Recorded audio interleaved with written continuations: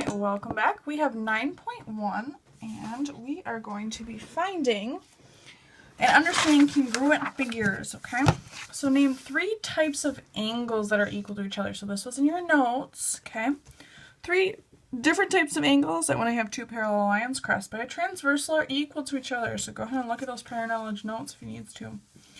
Okay, the word congruent means the shape and size is the same, okay? So if I give you 2 different shapes, they have the same size. They might be rotated a little bit, but the size and the shape is exactly the same. So in the first example here, we're going to find the 2 congruent figures, okay? So they have to be the exact same size and shape. Now, unfortunately, this picture might look a little wonky because I took it at an angle, so it might look one bigger than the other.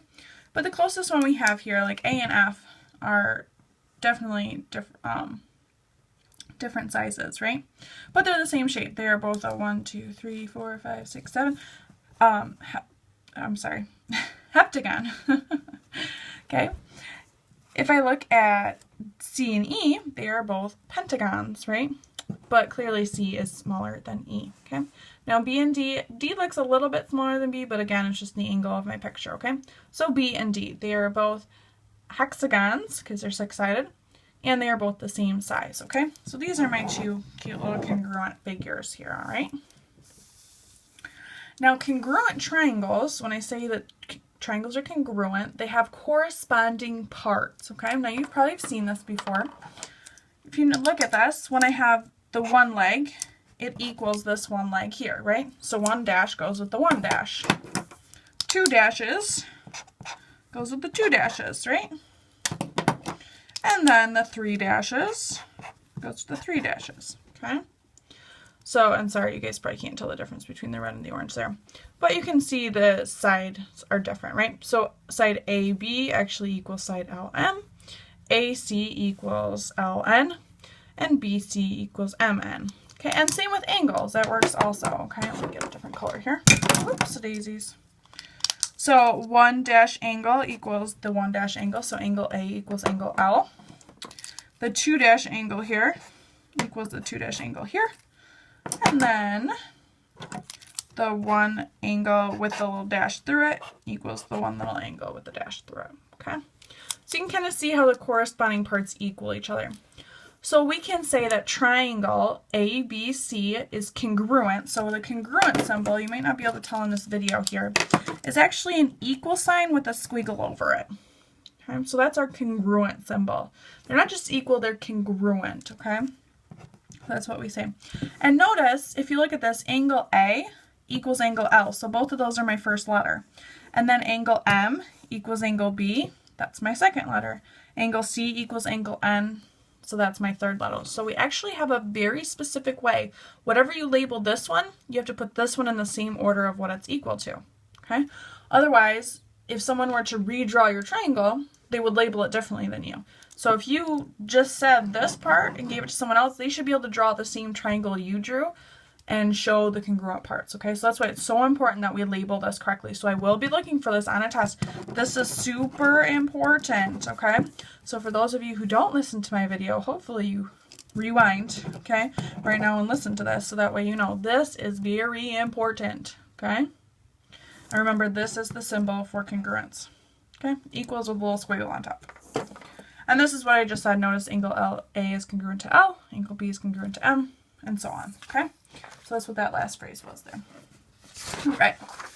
So find the unknown measures in a congruent triangle. So they tell me that triangle ABC and angle DEF are congruent triangles. Find the value of X and Y. Okay, so if I look at this, and I don't know if you guys can see my colored picture very well here. So I know that this angle here and this angle, okay, they both have 1 dash, okay, which is actually poor on their part. But we can kind of figure it out. So I know that B and E equal, right? Because they're both 90 degrees. So then this line here, AB and DE equal, right? Well, since the top of this line has this angle and the top of this line has X, I know that X equals 55 degrees. Okay? So it's that simple. I just find the corresponding parts. Now they really should have put like a second squiggle through this so that way you could actually tell the difference between them, but Sometimes that happens. And then if I keep going down, I notice that these sides both have 3 prongs. And keep going down, Y and C match, right? Now the problem is they don't tell me what C equals, right? But you guys know how to find C, because if I look at this triangle, I'm given 2 of the angles, right? So I know that all 3 angles of a triangle must equal 180, so I'm going to do 90 plus 55, then do 180 minus that number. So this last angle is 35 degrees. So that must mean angle Y is also 35 degrees. Okay, so just off to the side I did that. Okay. Now this one was a very simplistic one. We're going to do a more complicated one here, okay? So I'm looking at all these sides here. Okay. Now a lot of this has a lot of information, and sometimes you're going to have to do multi-step parts, okay? So I'm going to look for the easiest one that I can find. So let's just start with the 1 tick mark and 1 tick mark, which conveniently this side equals x and this side equals 12. So I've already found x. X equals 12. Okay, so that's golden. Let's go to 2 prongs. 2 prongs and 2 prongs. Well, this side isn't given to me, this side isn't given to me either. So I need to find z before I can actually find this guy. Okay? So let's look at 3 prongs. 3 prongs and 3 prongs. I can actually solve this, okay? Because they're both y's.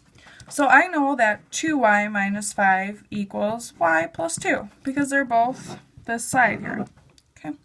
And now I just have to solve using my algebra. I'm going to subtract y from both sides. So I get y minus 5 equals 2, because my y cancels here, and 2y minus y is just y. Bring down the 5. I'm going to add 5 to both sides. So I get y equals 2 plus 5, which is 7. So I found x equals 12 and y equals 7. Okay. Okay, now 4 prong. Okay. The 4 prong is actually going to help me find z, right? Because what I'm going to do is, well, I know x minus 6 has to equal z. Okay, so these 2 sides have to equal. Well, I already found out what x equals, right? X is 12, so I can plug 12 into this. 12 minus 6 equals z. 12 minus 6 is 6, right? So z equals 6. Okay.